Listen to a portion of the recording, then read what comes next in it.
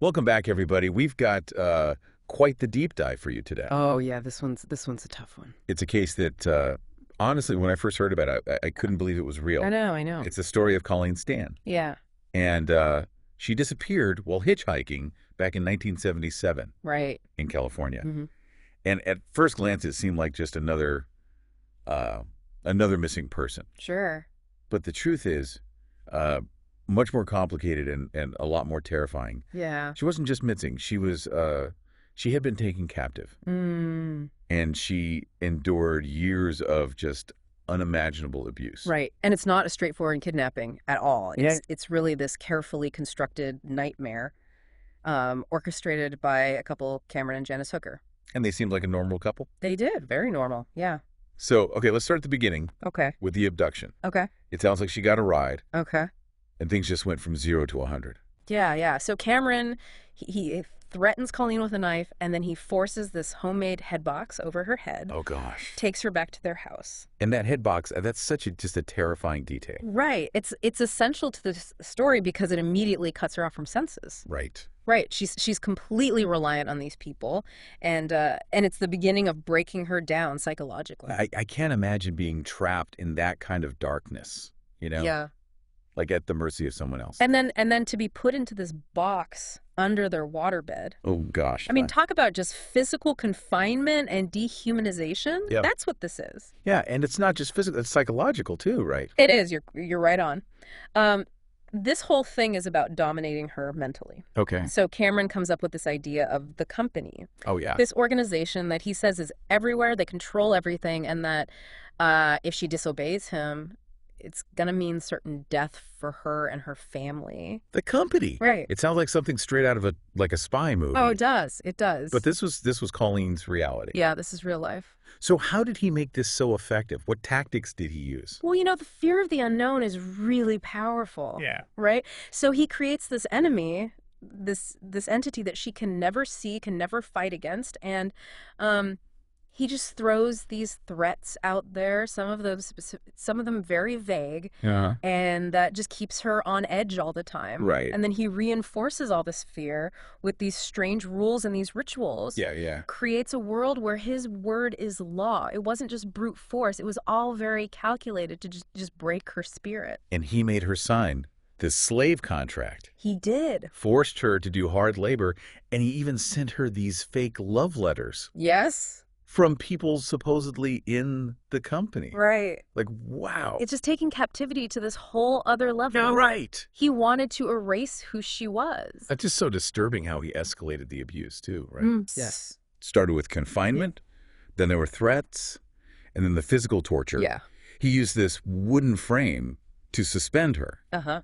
a shed for more abuse, Yeah.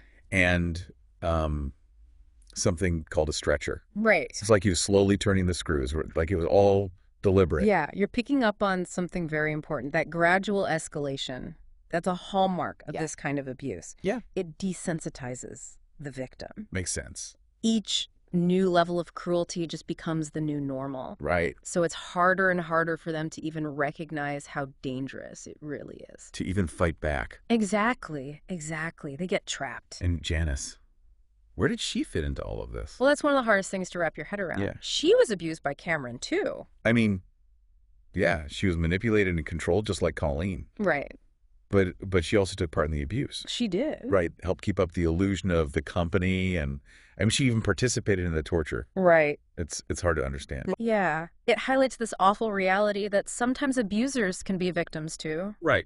And their actions can be driven by this mix of fear, maybe loyalty, and this distorted way of trying to survive. Yeah. It's complicated. What kind of hold did he have on her It makes you wonder. to make her a part of something so horrific? Yeah. And what did Colleen think of Janice? I know. What was going through her head? Those are all things we'll have to explore as we go deeper. But before we do that, let's talk about these tests Colleen had to endure before she was allowed to visit home. Yes. What were those about? Well, before he let her go see her family, Cameron put her through these twisted tests Uh-huh. to gauge her loyalty to the company. He'd take her to these remote places and make her run. Run. Yeah, he said if she stopped, he'd chain her to the car. Oh my God. and then made her swim in freezing water. This wasn't about physical endurance. This was about breaking her will to Exactly. remind her that this organization was in control. It was all about dominance. And she went through all that.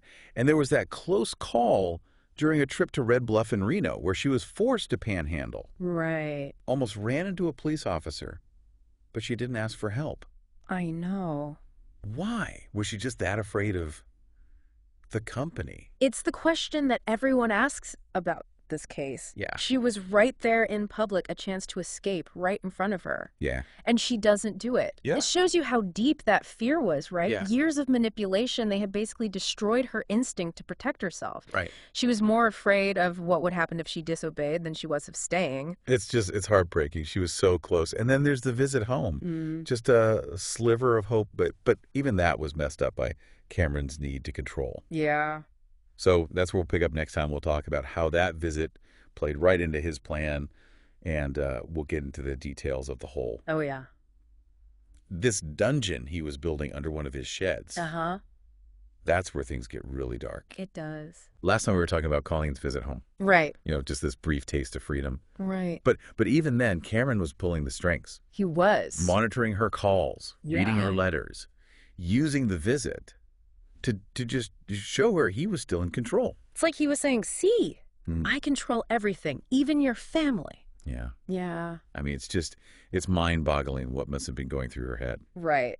To try to understand her state of mind after all those years, Years of captivity, having her reality twisted like that. her sense of self just shattered. It's possible that she didn't even realize escape was an option. Really? The trauma could have affected her thinking, her decision making. Yeah. Maybe she couldn't even believe that freedom was possible anymore. Wow.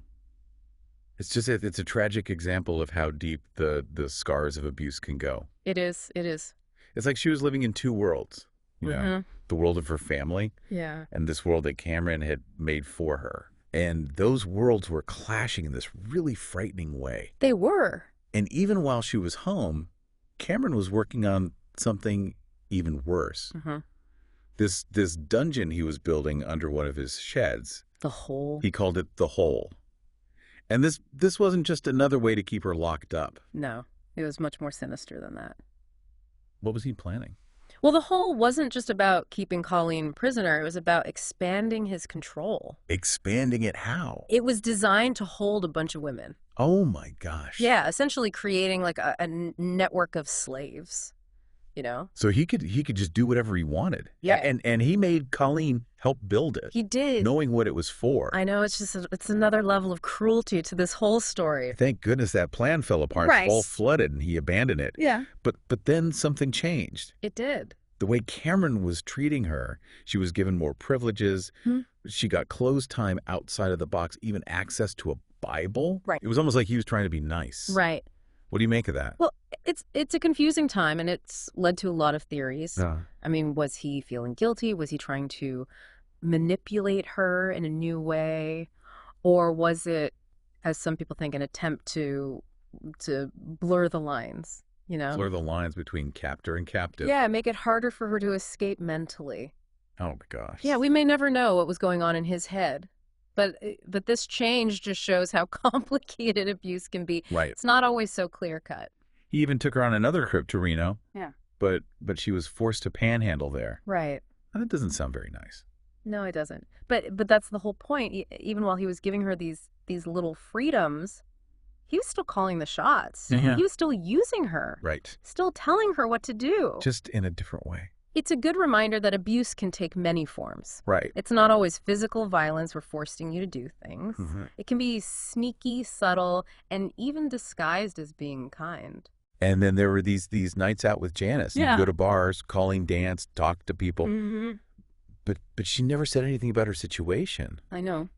So was it still that fear of the company? It could be. It's hard to know for sure. I mean, after all that time being alone and manipulated, maybe she just couldn't trust anyone anymore. It's possible. She might have been scared to say anything, not knowing who to believe or who might be part of this company. Wow. Or maybe on some level she'd started to believe the lies that Cameron had been feeding her. Right. Doubted herself, doubted her ability to escape. Yeah. The effects of that kind of abuse are really long-lasting. That's just heartbreaking. Yeah. She had these opportunities, these people around her I know. who could have helped her, It's tough to think about. but but she was trapped Yeah. by this invisible fear. Yeah. And in the end, it's Janice who starts the chain of events Yeah. that leads to Colleen's freedom. He does. It's pretty surprising. So what happened? Well, Janice, she confesses to a friend Confesses what? that the company isn't real, Wow. that Cameron's been abusing Colleen all this time. We can only guess what made her do it. Right. Maybe guilt. Could be fear for her own safety. Maybe she was trying to protect her kids from Cameron. It's possible. But whatever the reason, it sets Colleen free. How did she escape? It sounds like it was pretty intense. It was. So Janice, Colleen, and the kids, they go to Janice's parents' house, but Cameron, he follows them. Oh, no. And Colleen, remembering this voice she thinks was God telling her to run the day she was abducted, Uh-huh. she decides to leave finally. Wow. Janice helps her get a bus ticket, and after 7 years, Colleen finally goes home. 7 years. I can't even imagine. And when Janice confessed, she revealed something else. She did. Something awful. Yeah. Cameron had kidnapped and murdered another woman, Yeah, a year and a half before Colleen, Maurice Beth Hickey. he tortured, killed her, and buried her body somewhere in the woods. That adds a whole other layer of horror to this story. It does. It makes you wonder how many other victims might be out there. It's a chilling thought. And they never found Marie's body. No, they didn't. Janice took the police to where she thought Marie was buried, but they couldn't find anything. So that case is still unsolved. It is. It's another reminder of the unanswered questions. And the pain that comes with these kinds of crimes. Absolutely. So Cameron went to trial, and he actually said he wasn't guilty. He did. Claimed that Colleen was a willing participant. Yeah. Really? He tried to say it was a consensual BDSM relationship. Oh my gosh. Said Colleen liked being his slave. Like, He used the slave contracts, the love letters, even pictures of them together as proof. he's trying to rewrite the story. He was trying to get away with it. But the evidence against him Mm. was strong. Oh, yeah. Overwhelming. The prosecution, they had the torture devices, Colleen's testimony about the years of abuse, Janice's confession. The jury could see that he was a predator, Yeah. someone who had tortured and controlled Colleen for his own sick pleasure. So what was the verdict? Guilty. On 16 felony counts. Kidnapping, rape, sodomy. Wow. He got 104 years in prison. He'll never hurt another woman again. Oh, no. At least there's that. Right. But what about Colleen? Right. What happened to her after all this? How do you even begin to rebuild your life after something like that? I mean, it's just, I can't even fathom coming back from something like that. Yeah. You know, Yeah. 7 years just gone. Right. Your whole sense of who you are destroyed. It's incredible. How did she even begin to process all of that? Well, Colleen's journey to healing, I mean, it was long. It was difficult. She went through therapy, PTSD, and just the immense challenge of putting herself back together Right. physically and emotionally. Yeah. But what's amazing is she didn't just survive. No. She thrived. Yeah. She got a degree, Really? got married, Wow. had a child, That's amazing. built a whole new life for herself. That's an incredible testament to just how strong the human spirit can be. It really is. To go through something like that Mhm. and not only heal, but to create a life Right. full of love and meaning, Yeah. it's inspiring. Yeah, it's really inspiring. And it's important to remember that her recovery wasn't just about like getting over the trauma. No. It was about taking back her identity, Yeah. her sense of self-worth. Yeah. Those are things that Cameron had taken from her, you know, Right. and she had to fight to get them back. You mentioned earlier how abuse isn't always physical. Right. And Colleen's story really shows that. It does. The manipulations, Yes. the gaslighting, Yeah. the constant fear. The not knowing. Yeah. Yeah. Those things can hurt just as much as any physical injury. Absolutely. Absolutely. And that's why it's so important to understand how psychological abuse works. Yeah. Because it's easy to say, why didn't she just leave? Right. But like we've seen with Colleen, it's not that simple. No, it's not. The manipulation, the fear, the way it just eats away at your self-esteem, those things create this prison Yeah. that can be harder to escape than any locked door. Right. Yeah. And it makes you think about those nights she went out with Janice. Yeah. All those people around her who could have helped It's true. if she had understood what was really happening. Yeah. If she had felt strong enough to speak up. Right. It makes you wonder if things could have been different. It does. It does. And it shows how important awareness is. Yeah. Not just for people who might be in that situation, Right. but for everyone around them, too. Yeah. We need to recognize the signs, Yeah. understand how manipulators work, Yeah. and create a world where victims feel safe to speak up. Absolutely. Absolutely. And we can't forget about Maurice Fanike. Right. Her case is still unsolved. Yeah. A reminder that sometimes justice doesn't happen. It's true. It's a hard truth. And it makes you think there could be others out there. Other victims we don't know about. Yeah. And their abusers are still free. It's possible. Colleen's story, it's tough to hear. It is. But it's important. It is. It's about the darkness that exists. Yeah. The things people are capable of. Right. The terrible effects of abuse. Yeah. But it's also about resilience. It is. About how strong the human spirit can be. Overcoming just unbelievable trauma. Yeah. It's powerful. We started by talking about how unbelievable Colleen's story is. Yeah. How it feels like a horror movie. It does. But the scary part is, it's real. It really happened. And it reminds us that the monsters we're afraid of Right. aren't always hiding in the shadows. They're not. They can be right there in plain sight, Yeah. looking like regular people, Right. living regular lives. It's a powerful thing to think about. But even with all the darkness in her story, Yeah. there's still hope. There is. Colleen, she took back her life. She did. She found love, Yeah. built a family, Mm-hmm. and used what happened to her to help others. Right. It shows us that even after the worst kind of trauma, healing is possible. It is possible. So we'll leave you with that. Yeah. Think about this case. What stood out to you? What questions do you still have? Colleen Stan's story, it sticks with you. It does. And it makes us think about some tough stuff. Yeah.